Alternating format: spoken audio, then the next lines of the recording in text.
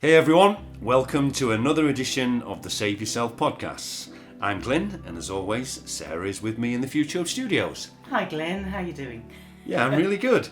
And today we're pleased to welcome our good friend Paul into the studio. Welcome, Paul. So today's chat is going to be all about law. So it's going to be quite interesting because we've all got a bit of a history in this subject. But if I was to say to you, Paul, what is law? We know that a lot of other people, when we ask that question, it's like divine law, common law, the legal system. But what does law mean to you? Law means to me many things. It all depends where you're putting yourself in society, whether you're acting honourably or whether you're acting unlawfully. What's your takes on it, Sarah? Yeah, law. I think for me, I don't know much about the law, but my experience, whenever anyone says law, I immediately think, this is a system that is set up to constrain all of us. So for me, I immediately feel fearful about the very concept of law. And obviously, you talked about contract law. I've had some experience of that. I don't know. Law to me just feels like a straitjacket. I would say let's go back to the basic teachings that we all know, which everything about, obviously these podcasts are about trying to simplify things, and I always start with divine law. And divine law to me means that, number one, I will cause no harm, but secondly, and equally, if not even more importantly, is never to turn a blind eye. And when you think about the world that we're living in, of all the good people that we know, we don't cause any harm and we don't wish to cause any harm. But a lot of people will still turn a blind eye. And I think that is the law that's, let's call it divine law, natural law, universal law. They to me are the two core principles. Never cause any harm and never turn a blind eye. What's your thoughts on that, Paul? Well, when a child's born, it knows instinctively what's right and wrong.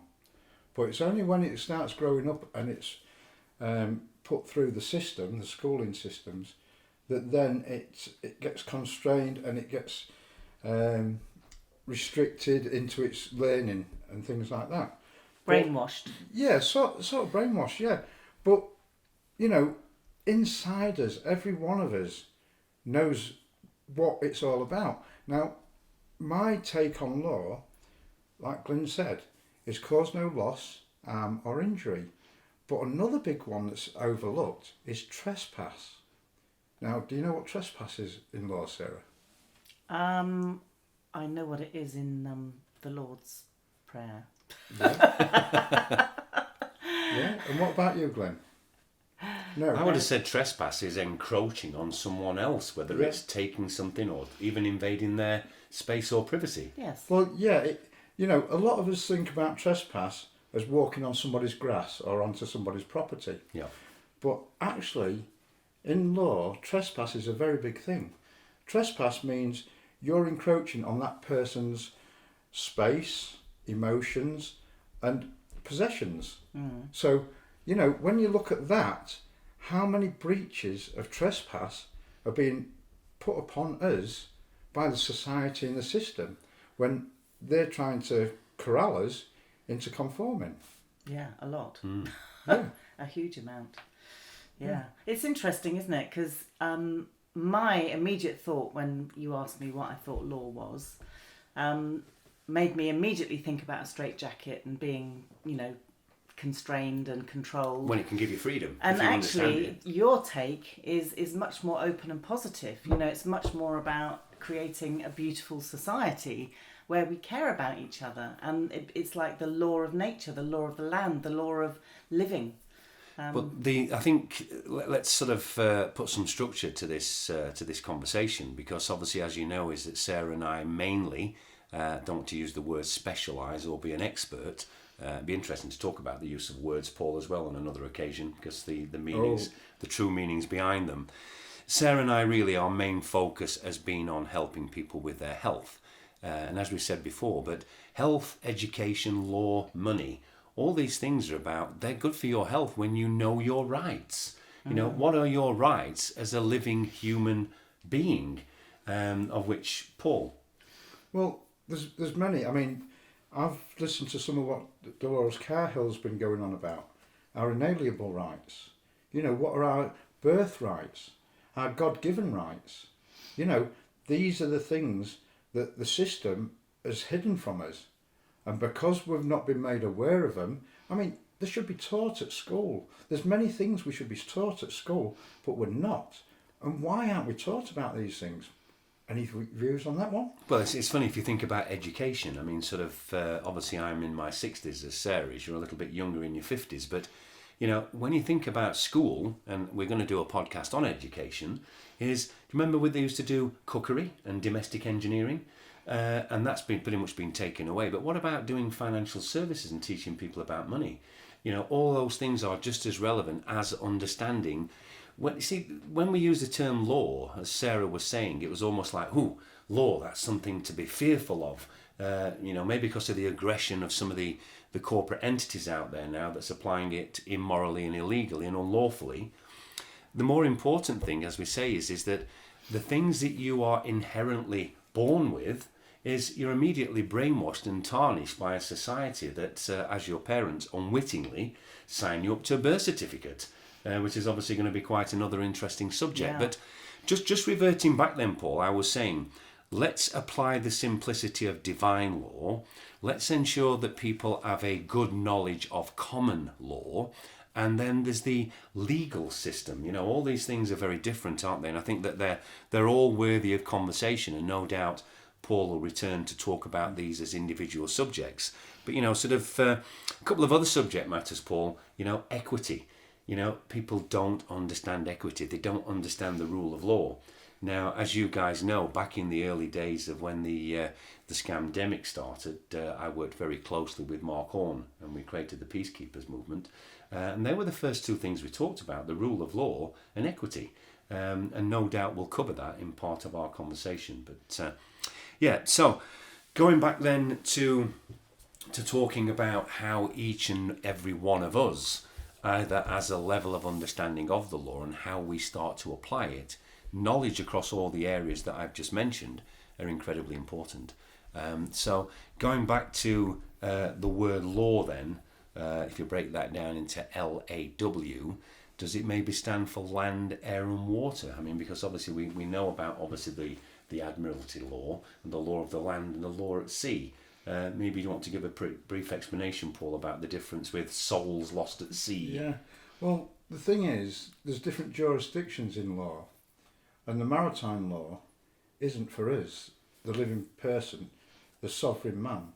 We're on the land, and we're kept and constrained in the wrong jurisdiction for their purposes. And because of that, then we're looking at things like, how have they managed to cast spells over us? How have they turned the tables on us and made us remove the history books and the past and taught us their version of what the jurisdiction should be and the rules? How have they gone about doing that? And that's what we really need to go back to have a look at the power of we only know what the winners of the wars teach us through his story. Mm-hmm. And that is a big subject in itself, because there's a lot of untruths out there, and it's a bit of a minefield.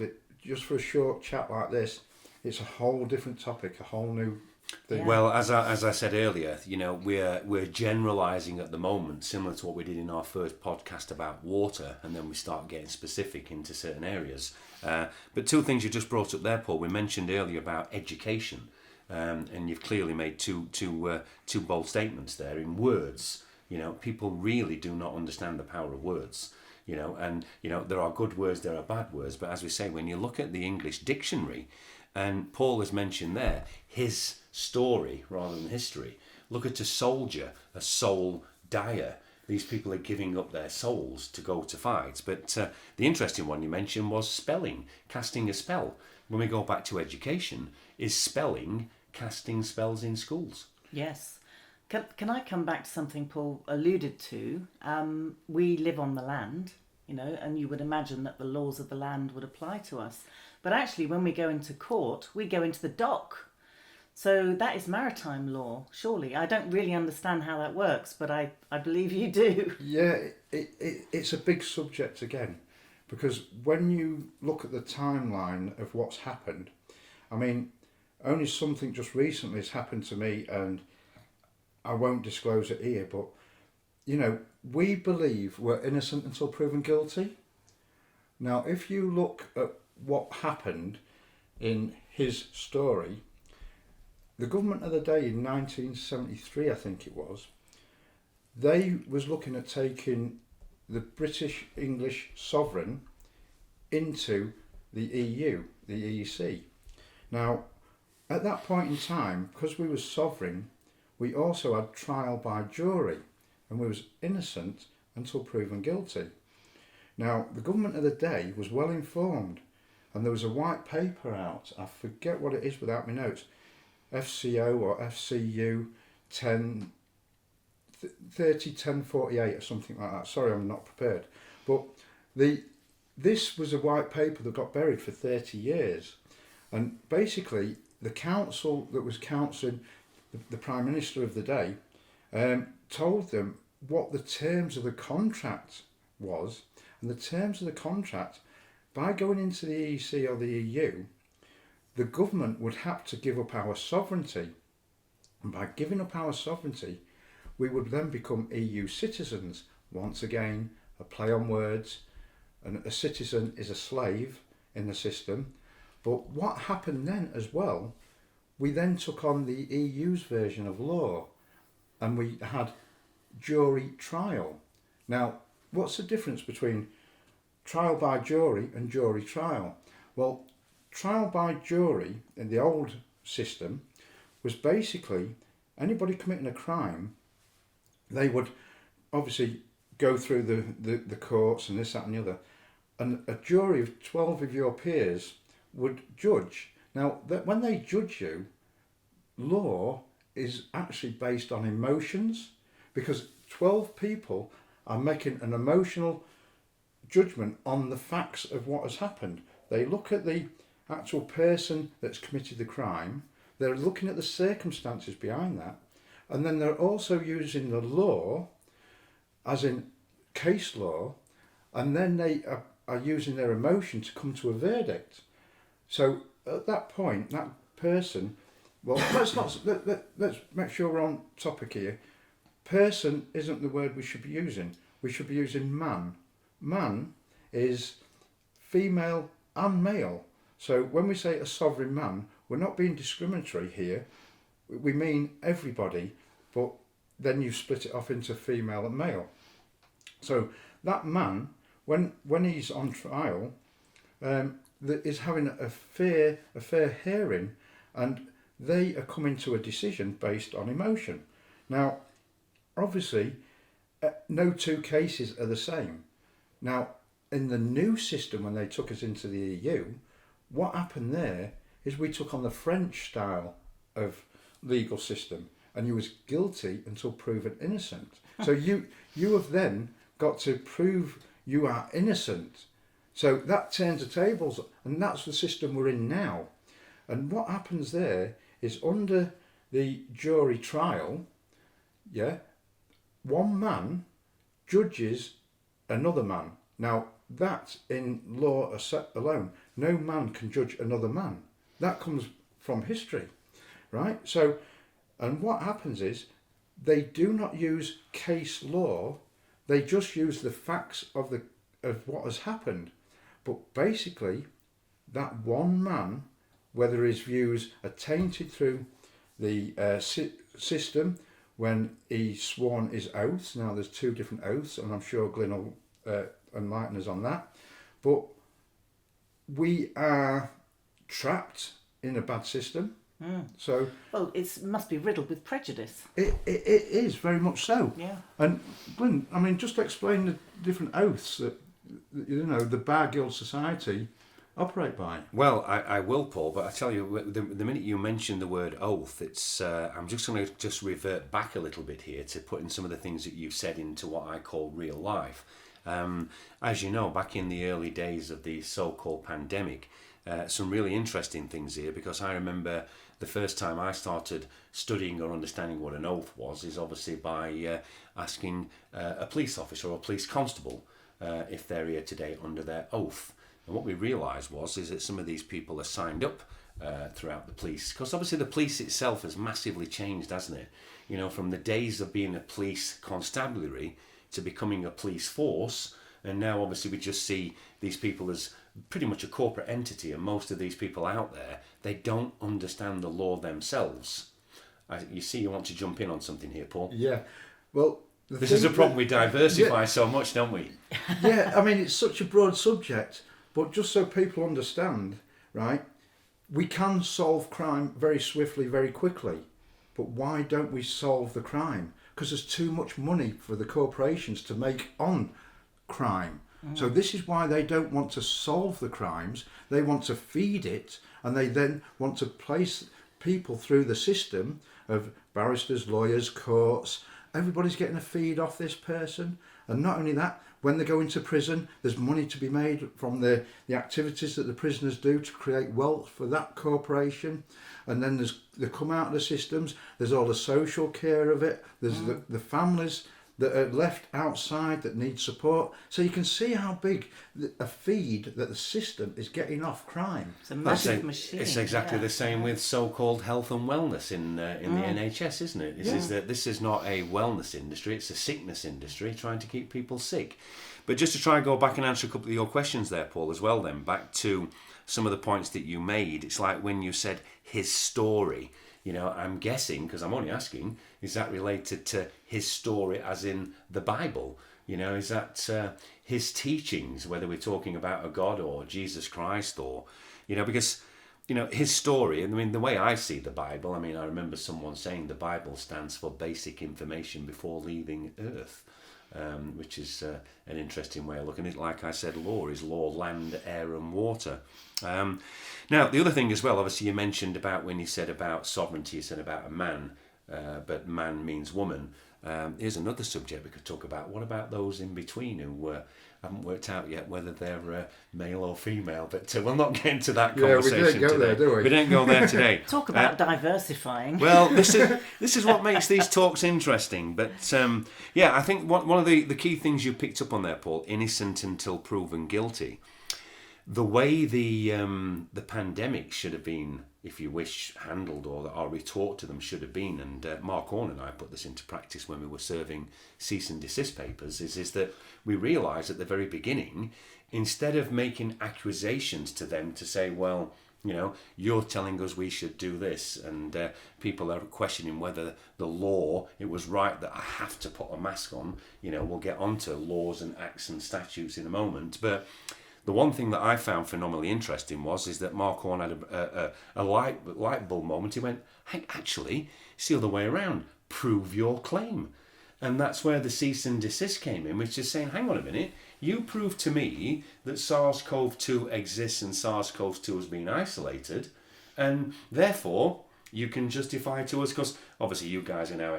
Go on, Paul, you want to jump in again? Yeah, I mean, the thing is, I'm so passionate about this because, I mean, I've been on this journey, and when you really, really understand it, you know, prove your claim, and when you look at law, when you look at common law, what has happened by the system has taken common law and codified it into the current legislations. So the system, the answer is there somewhere.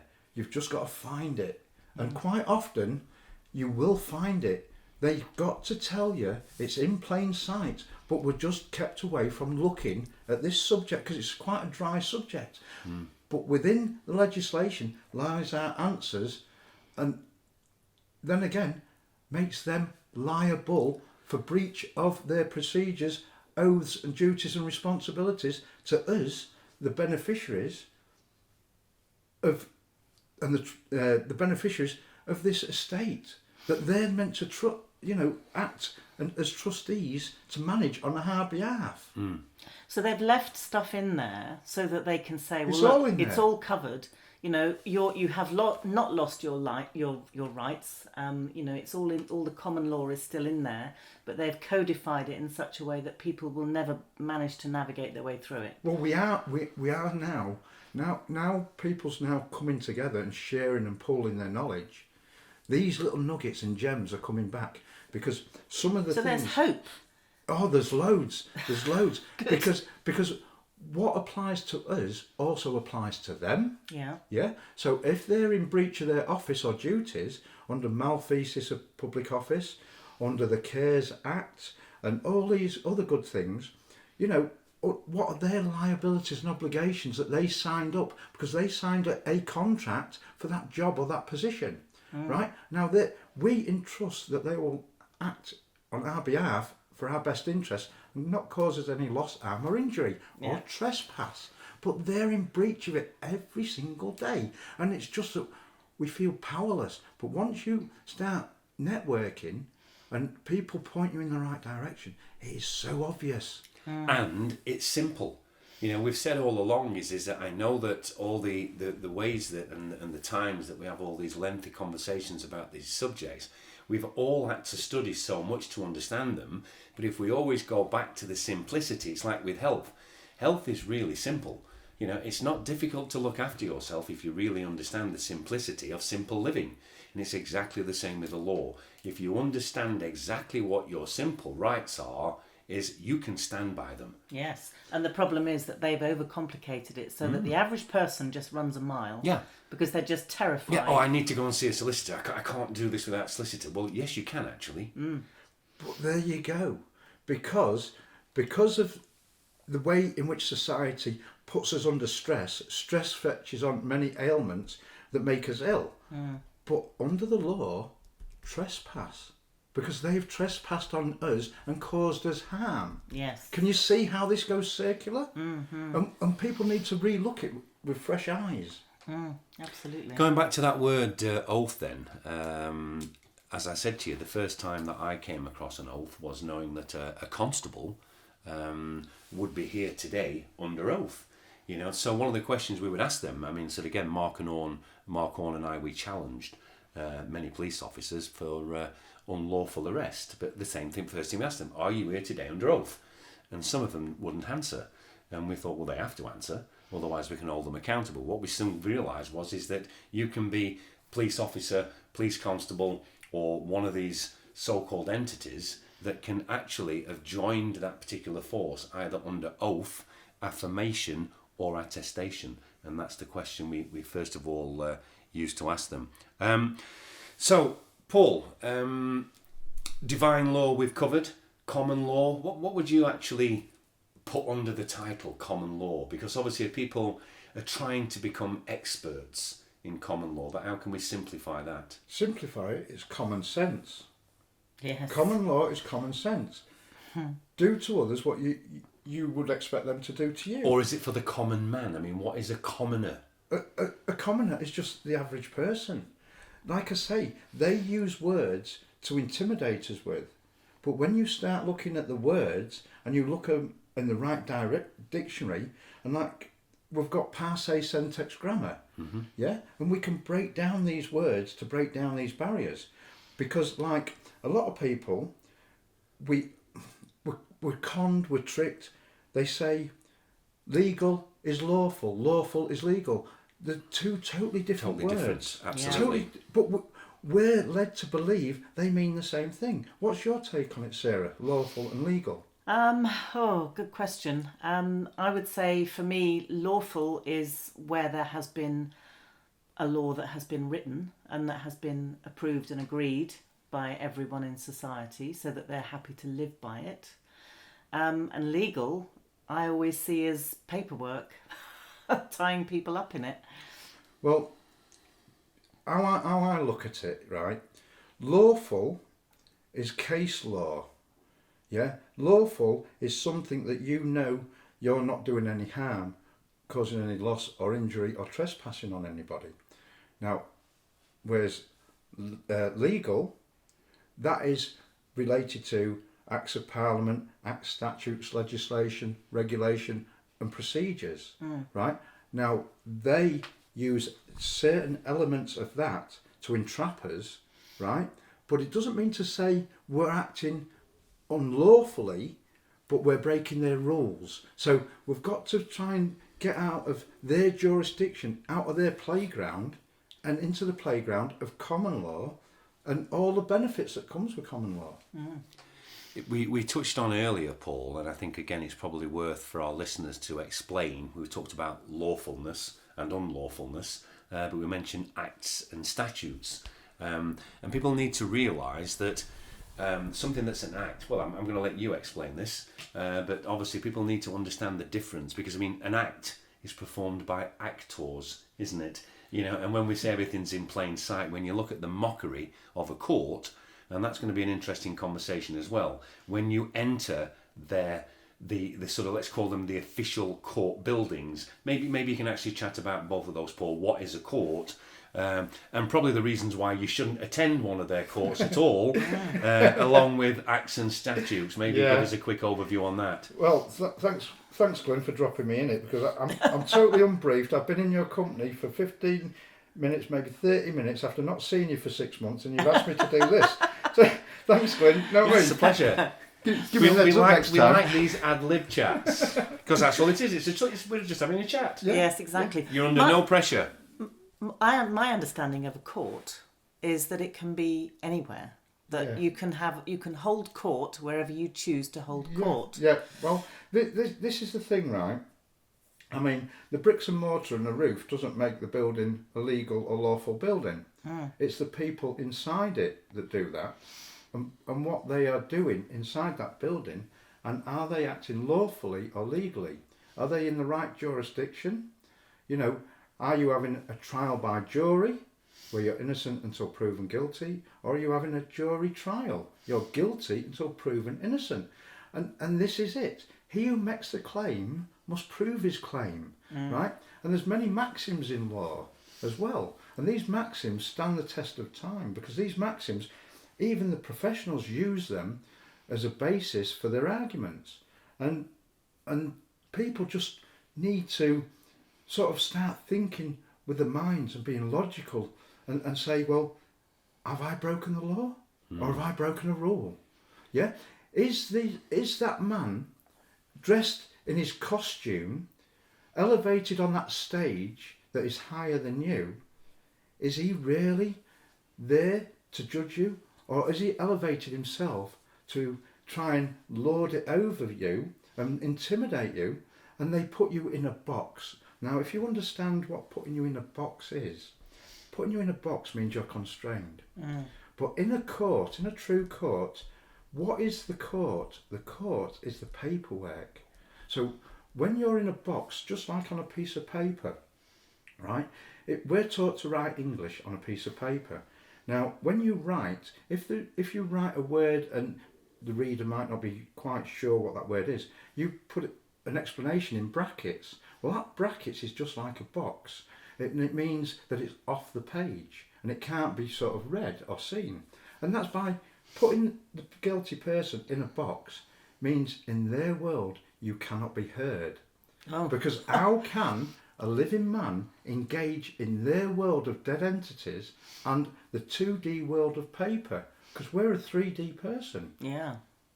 Incredible. Can you understand how the trickery and the costumes and the regalia and all this pomp and ceremony and that are there to put fear into the average man that's probably not done anything? He might have broken a speed limit, but that limit, he was driving well within his means on an open road, late at night. It was straight, there was no obstacles, it was in the country, it was causing no loss, harm or injury to anybody. But because there was a speed camera there, he broke the law, he broke legislation, he broke the speed limit. Can you see where this is a can of worms? Absolutely, yeah. I tell you what, when people put you in a box, normally they're about to put you in the ground. Well, this is it. Because if you look at how they've set the trap, they have turned a living 3D person into a piece of paper through the birth certificate.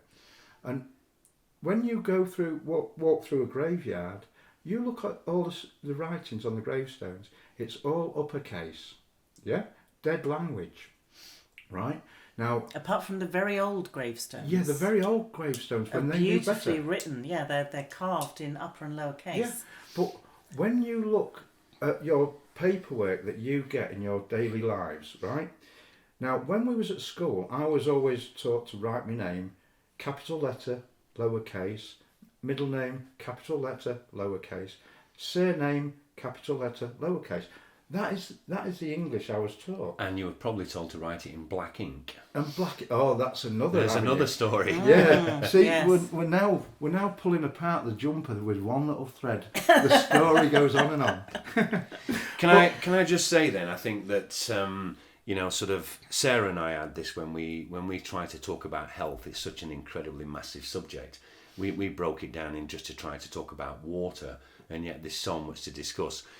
Respectfully, Paul, I appreciate that you weren't expecting to do this, have this little chat with us today, and didn't mean to sort of diversify into too many areas, but a few points I'd like to make, and then I'm sure that you'll be quite happy to come back and do some more talks with us, Paul. I think some of the things that I'd like to talk about is sovereignty, and to let people really understand what it means to be a sovereign person.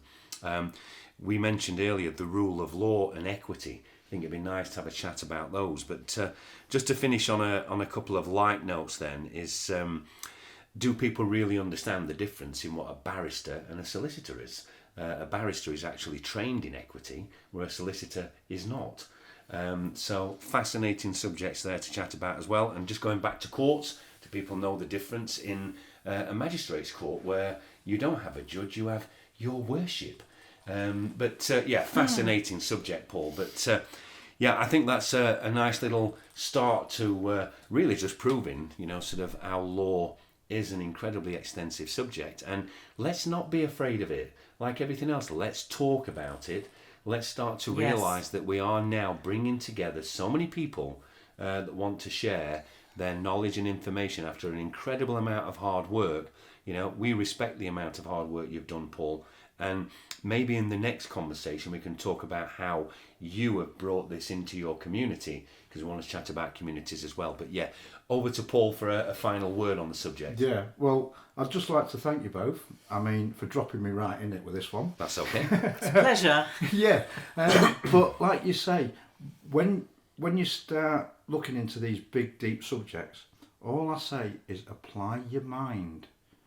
Think about what is happening, and then all will become clear. It's not as complicated as people think. It's just common sense at the end of the day. It is, but it's quite frightening. I mean, we've seen all the horror stories of the police saying that provide me with this, provide me with that. You don't need to do that when you understand the law. And it's like people get afraid when a bailiff comes banging on the door, and you think you have to let them in. You don't. But we are going to provide some solutions to these problems in some further and upcoming podcasts. Yeah. So Paul, thank you for thanking us. We accept your gratitude.